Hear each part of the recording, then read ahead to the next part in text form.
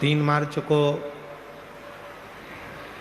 होली का क्रम है, उस दिन ग्रहण है, इसलिए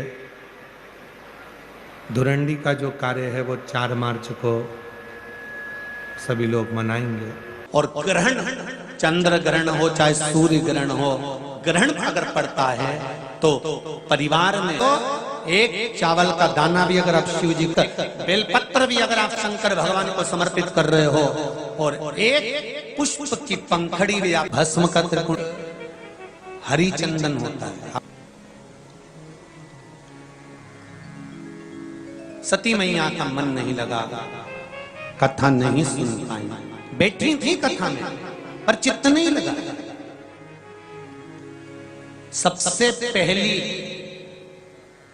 शंकर भगवान ने भस्म का तिलक सती माता के जाने के बाद लगाया, और सबसे पहला चंदन का त्रिपुंड भगवान विष्णु ने भगवान शंकर को लगाया। ध्यान देना जरा, इस प्रसंग पर विशेष ध्यान रखिएगा। त्रिपुंड शिव महापुराण की कथा है, और त्रिपुंड शिव महापुराण की कथा में आपको मालूम होना चाहिए कि त्रिपुंड सबसे पहला चंदन का किसने लगाया, भस्म का त्रिपुंड किसने लगाया, कब लगाया, और उसका फल क्या हुआ।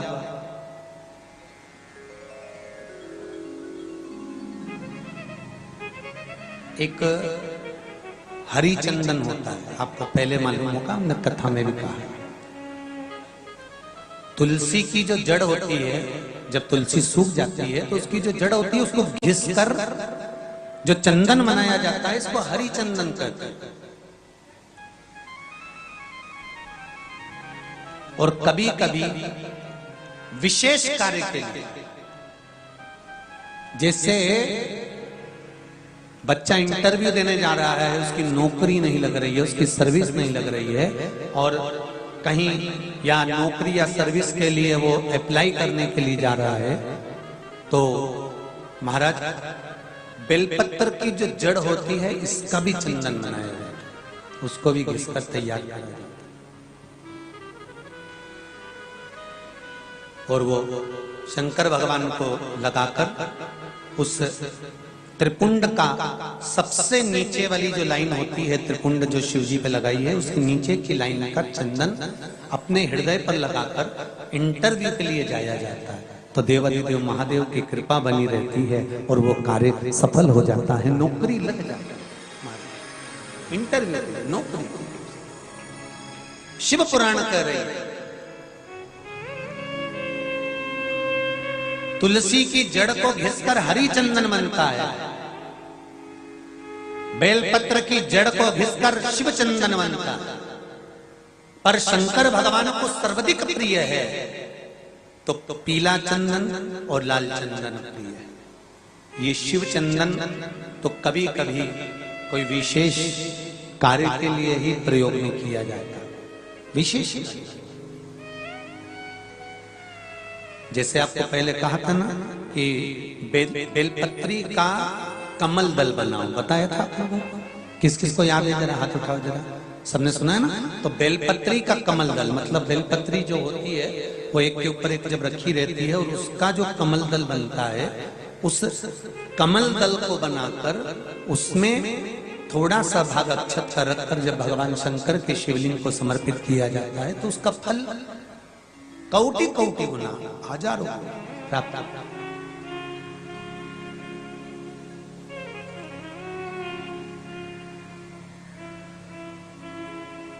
सती मैया का मन नहीं लगा कथा में, उठ गए।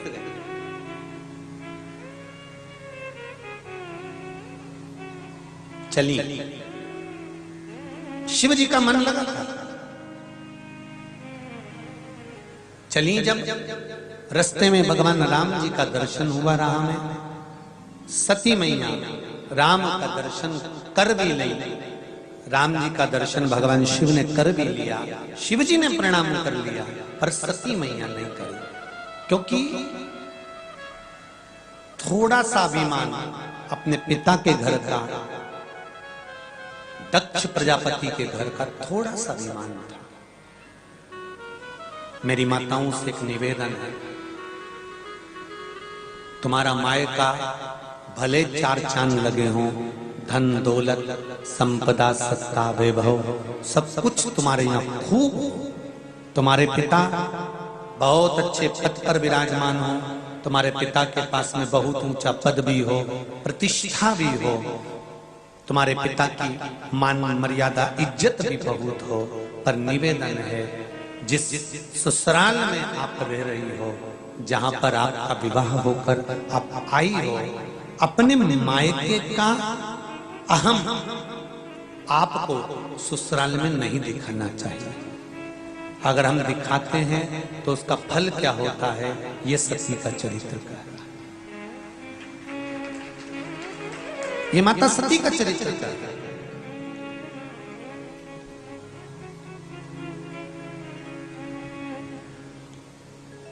वो कहते हैं ना,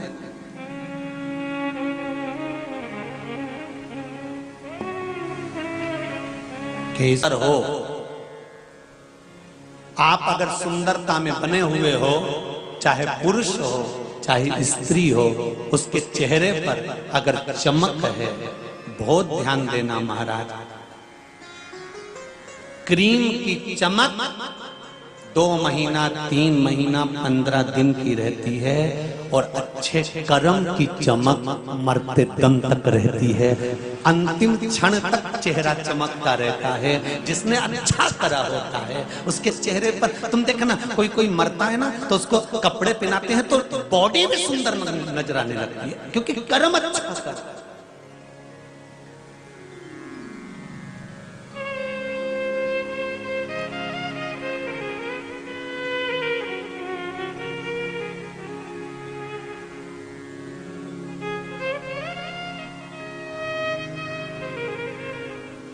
एक मस्तक पर थोड़ा सा तिलक लगा लो ना, उसमें और सुंदरता बढ़ जाती है। त्रिपुंड लगा लो तो और सुंदरता बढ़ जाती है।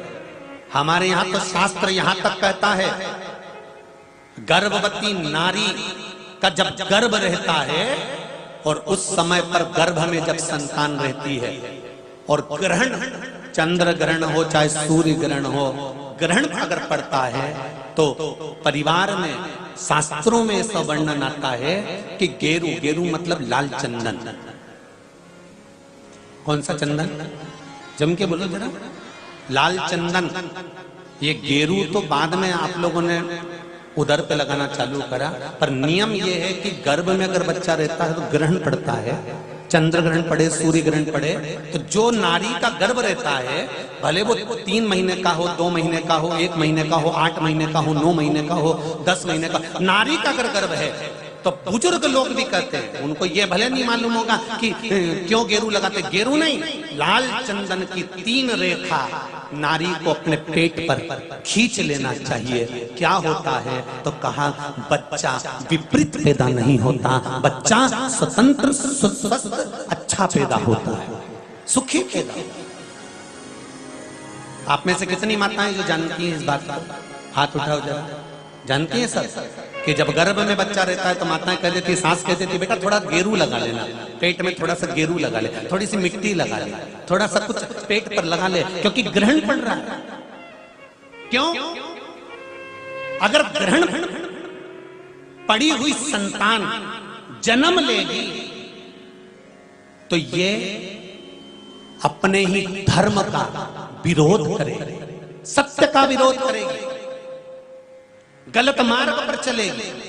और अगर शरीर पर एक त्रिपुंड लगा दिया गया, पेट पर ग्रहण के समय पर गेरू लगा दिया गया, लाल चंदन लगा दिया गया, तो जो बच्चा जन्म लेगा वो माता पिता के विरोध में कभी नहीं खड़ा हो सकता, धर्म के विरोध में कभी नहीं खड़ा हो सकता, सत्य सनातन धर्म के विरोध में कभी खड़ा नहीं हो सकता, हिंदू धर्म के विरोध में कभी खड़ा नहीं हो सकता, हमारे पक्ष में हमेशा बना रहेगा।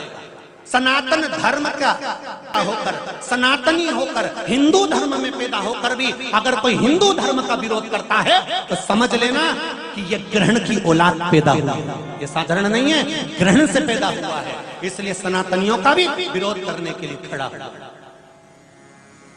और आप सबसे निवेदन है, जब ग्रहण पड़े गर्भ पर, भले गेरू की 3 लाइन खींच लो, चाहे लाल चंदन की 3 लाइन खींच लो, पर अपने गर्भ पर गेरू लगाना जरूरी होता है, क्योंकि बच्चा अपने माता पिता की भी नहीं सुनता अगर ग्रहण का भाव उस बच्चे पर पड़ जाए। अगर माता पिता को अपनी सेवा करवाना है तो गर्भस्थ बालक को जब ग्रहण पड़े तो शरीर पर थोड़ा सा त्रिपुंड लगा लेना चाहिए। क्यों? क्योंकि बुजुर्ग माँ बाप की जिंदगी खराब नहीं हो। कई कई बेटे ऐसे होते हैं माता पिता को नहीं गिनते, कई कई बेटे ऐसे होते हैं माँ बाप को 2 रोटी नहीं देते, वृद्धाश्रम में छोड़ी आते हैं। समझ लो कि ये ग्रहण के पैदा हुए, ये नहीं।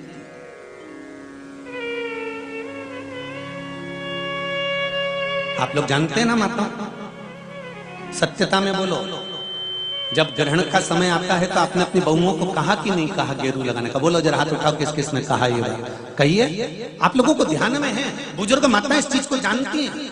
रखिए, बुजुर्ग लोग इस बात को जानते हैं कि गर्भस्थ अगर बच्चा है और ग्रहण पड़ रहा हो और त्रिपुंड लगा लेना चाहिए। एक प्रश्न खड़ा हुआ था, गुरुजी गर्भ में जब बच्चा रहता है तो गर्भवती नारी को, वो प्रश्न कल का था, समय हो गया था इसलिए हम बता नहीं पाए। गर्भवती नारी को शंकर भगवान का पूजन गर्भवती नारी को कब तक करना चाहिए? गर्भ में अगर बच्चा रहता है तो गर्भवती नारी को शिव जी के शिवलिंग की पूजन कब तक करना चाहिए? श्री शिवाय नमस्तुभ्यम। दोस्तों नमस्कार, राधे राधे। आज लगने जा रहा है चंद्र ग्रहण और शास्त्रों के अनुसार इस समय कुछ विशेष सावधानियां और उपाय करने से कई प्रकार के कष्ट दूर हो सकते हैं। वीडियो को अंत तक आप आ ही गए हैं तो वीडियो को लाइक जरूर करिएगा। जब पृथ्वी पर सूर्य और चंद्रमा के बीच आ जाती है, जब पृथ्वी सूर्य और चंद्रमा के बीच आ जाती है और चंद्रमा पर पृथ्वी की छाया पड़ती है, तब चंद्र ग्रहण होता है। धार्मिक मान्यता के अनुसार यह समय साधना और मंत्र जाप के लिए विशेष फलदायी माना जाता है। चंद्र ग्रहण में आपको क्या क्या नहीं करना चाहिए? भोजन ना करें सूतिक काल में, तुलसी को ना छुएं, मंदिर के कपाट बंद रखें, पर्दे लगा कर रखें, नकारात्मक विचारों से बचें। इसमें आप पूजा पाठ ध्यान लगाएं, अपना जो आपका गुरुजी ने यदि कोई मंत्र जाप दिया है तो आप वहाँ कीजिए, क्योंकि इस टाइम पे वहाँ सिद्ध हो जाता है। और पूजा आप नहीं कर सकते तो हम सिर्फ भजन और मंत्र जाप से ही हमारे इष्ट को याद कर सकते हैं।